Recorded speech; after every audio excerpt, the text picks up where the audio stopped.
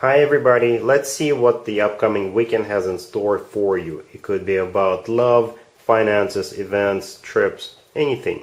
Please subscribe and hit the bell to get notified. Let's begin.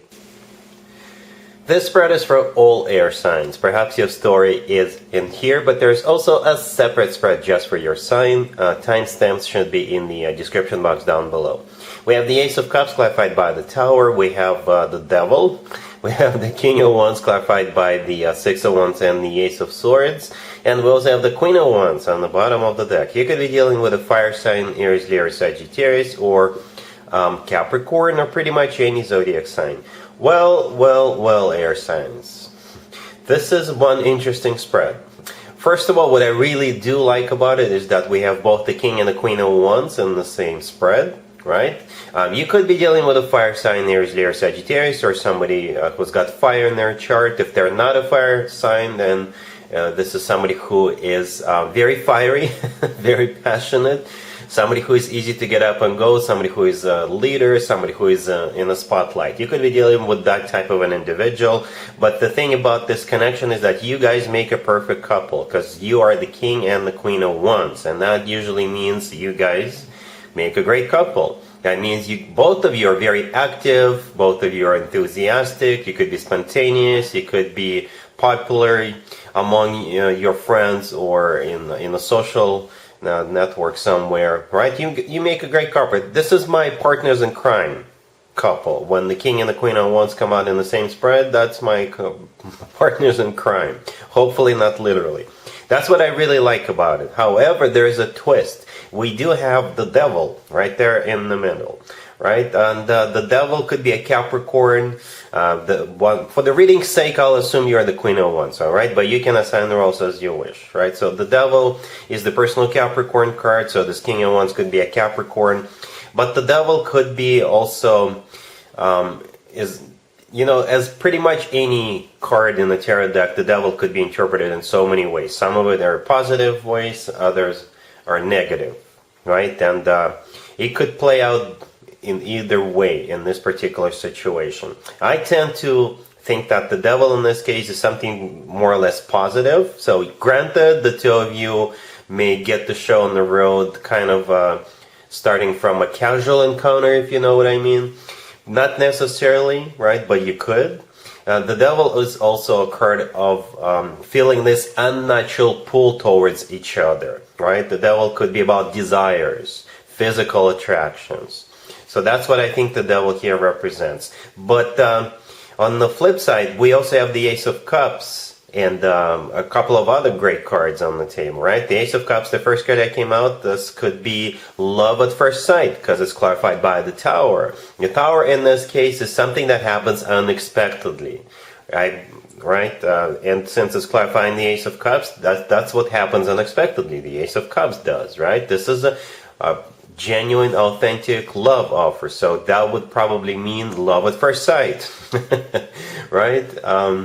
This is also, so you basically don't see this coming. It's going to be both very physical and at the same time very emotional with the Ace of Cups. And it's going to be, you're going to stick like glue on so many different levels. Emotional, physically, and perhaps even spiritually, right? And the King of Wands is clarified by the Six of Wands and the Ace of Swords. The Six of Wands is a card of victory. This is a card of attention. So you definitely have this person's full and undivided attention. At the same time, they're coming in to win you over. They're completely focused on you, right? And the Ace of Swords clarifying the Six of Wands with the King of Wands, they'll tell you exactly that.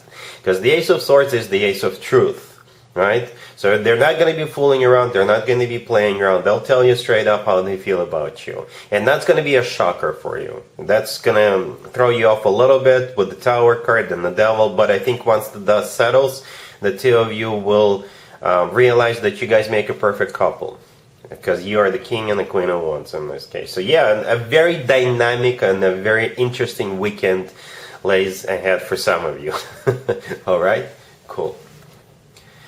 Gemini, we have Judgment clarified by the Knight of Cups, we have the Three of Cups, we have the Two of Cups clarified by the Star and the Ten of Cups, and we also have the Empress on the bottom of the deck. You could be dealing with a water sign, Cancer, Scorpio, or Pisces, or an Aquarius, or pretty much any zodiac sign.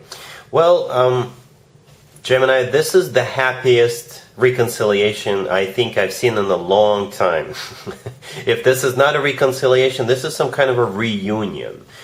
A very happy reunion, a family reunion, right? So yeah, the first card that came out is Judgment. Judgment is a card of somebody coming back from the past. And for most of you, it's going to be your ex or somebody from your past, right? And it's like there's no more grudges here. It's like the two of you can't wait to reconcile. The two of you are going to be so happy to be back together. Yeah, it's beyond expectations, I guess. Both of you want it, right? Judgment is clarified by the Knight of Cups. The Knight of Cups could be a water sign, Cancer, Scorpio, or Pisces. Or the Knight of Cups is the most romantic knight out of all four knights. The Knight of Cups always talks about genuine, authentic love. The Knight of Cups is often called the Knight in the Shining Armor. Then we have the Three of Cups right next to Judgment. The Three of Cups is a card of a reunion, a happy reunion, right? So for some of you, it's just all about emotions and you're reuniting perhaps with some members of your family, right? Or you're reuniting with people really close to you. Some people you have this emotional attachment to. But for most of you, this is a reconciliation. In this case, the Three of Cups is a card of a reunion, but at the same time, it's also a card of a party or event or a gathering. So perhaps you're running into this person at some kind of an event, and you're going to be getting back together, right? We also have the Two of Cups right next to the Three of Cups. The Two of Cups is a card of a soulmate connection. It's a card of unconditional love. It could also be a card of friendship, like really close friends or people you feel a lot of emotions towards. But for most of you, this is love, unconditional love, right? And it's clarified by the Star and the Ten of Cups. The Star is the personal Aquarius card. You could be dealing with an Aquarius, but the Star could be a card of healing, and the Star is also a card of a wish come true. And the thing about the Star card is this is something we usually wish for or hope for a very long time. So if this is a reunion, all of you wanted to reunite for a while, or you always wanted to get back together and reconcile with this particular person. And the Ten of Cups is a family card. Right next to the deck, that Ten of Cups is a family card, but it's also a card of the happily ever after card. It's a card of a commitment and marriage. The Empress on the bottom of the deck all the way here, right? It could be a mother figure or a grandma figure, right? Somebody who is perhaps a member of your family. They're older than you. If this is a Taurus, for example, you could all be getting together for a Taurus's birthday, because this is still a Taurus birthday season, right? But for most of you, the Empress is, perhaps that's the way this person sees you, because the Empress often comes through as the future wife or the future significant other figure. The Empress is also somebody who is expecting a baby. So if having children, if this is about love, then, and if having children is still an option for you, the two of you could definitely have children together, because the Ten of Cups is also here, which is a family card. But in general, the Empress is one of the most positive cards in the deck, right? This is abundance in its purest form. So like I said in the beginning, this is one of the happiest reconciliations I've seen in a long time, or this is a really happy reunion, most likely based on one family member, especially if this is a Taurus or somebody in your family, like the mother figure or grandmother figure, has a reunion party or birthday party. All right? Cool. Libra, we have the Six of Cups, we have the Sun, we have the Eight of Pentacles clarified by the Page of Pentacles, and we also have the Fool on the bottom of the deck. You could be dealing with a Leo or pretty much any zodiac sign. You, just like Gemini, you'll be dealing with somebody from the past, and for you it could be work-related, or somebody wants to work things out with you and try again. Right, so yeah, the Six of Cups, the first card that came out, this is a card of somebody coming back from the past. This is also a soulmate card. But in your case, it could be your ex coming back, right? Or somebody you missed an opportunity in the past. Or it could be work, business, and finances related, right? The second card that came out is the Sun. It's the personal Leo card. You could be dealing with a Leo. But the Sun is also a card of clarity, right? And it's the happiest card in the deck. This card always talks about joy, happiness, feeling on top of the world, right? The Eight of Pentacles clarified by the Page of Pentacles. This is the offer right there. The Page of Pentacles, together those two cards could be somebody you used to work with, right? And they may offer you a job, not necessarily at that same place. It could be somebody offering you to go back to your old job, but perhaps this person whom you used to work with, they started a new job and they also have a new opening, and they thought you would be a perfect fit, right? So they may offer you that job. And with the Page of Pentacles, it could be either a slight raise, so you'll be making a bit more money with this new job if you were to accept it, right? But the Page of Pentacles could be like a sign-up bonus, right? For some of you, it doesn't have to be a full-time job. It could be a side gig or temp position or a weekend gig or a consulting gig, because the Page of Pentacles is not really that much money. So for some of you, like I said, it's a side gig, or it's a sign-up bonus for the new job, or it's just a bit of a more money you're going to be making if you accept the job, right? For others of you, it could be about friendship, or it could be about love. In this case, the Eight of Pentacles could be symbolizing that your ex either worked on themselves, perhaps they had some issues and they figured them out, they fixed them, whatever those issues used to be, right? But the Eight of Pentacles is also a card of dedication. So when they come back and they may tell you, you know what, I'm much mature now, I'm ready to put time, effort, whatever is necessary into it, and here's a Page of Pentacles. In this case, the Page of Pentacles could be something tangible, something you can touch. So it could be a gift, right? Then we also have the Fool on the bottom of the deck. The Fool is taking a leap of faith. This is a card of a second chances in this particular case. And you know, whenever the Sun and the Fool card come out in the same spread, I always point out the similarities between those two cards. In the right upper corner of the Fool card, we have the Sun, right? And we have the actual Sun card here, right? And the gesture of both the kid in the Sun card and the person in the Fool cards are very similar. You see how both of them have their arms spread out, right? And for me personally, this is a gesture of a very happy person. So this is, I don't know what you're going to do, but at least you'll be happy to hear from this person or to get this offer from them. But for some of you, or even for most of you, the Fool card symbolizes you giving it a second chance, whatever the nature of this connection was. Or if it is a job from somebody from the past, you may consider, you know, taking it or going back to that old workplace. All right? Cool. Aquarius. We have the Star, clarified by the Queen of Swords. We have the Ten of Cups. We have the Chariot, clarified by the Sun and the Wheel of Fortune. And we also have the Ace of Swords on the bottom of the deck.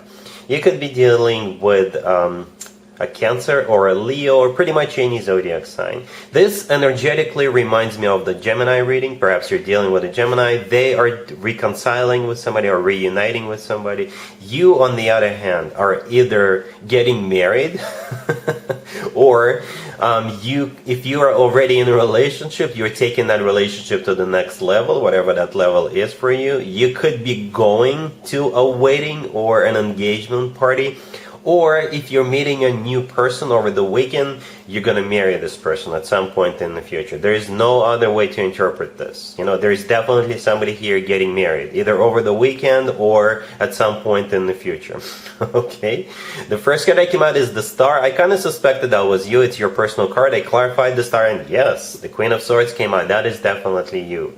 And it's always a good sign to have your own card in your own reading. That means you're the one in charge, you're the one calling the shots, or everything pretty much revolves around you, right? We also have the Ace of Swords on the bottom of the deck all the way to your right. You could be dealing with a fellow air sign, by the way, Gemini, Libra, or another Aquarius, right? And because the Ace of Swords is mostly an air sign indicator. You're an air sign, and the Queen of Swords is holding up a sword.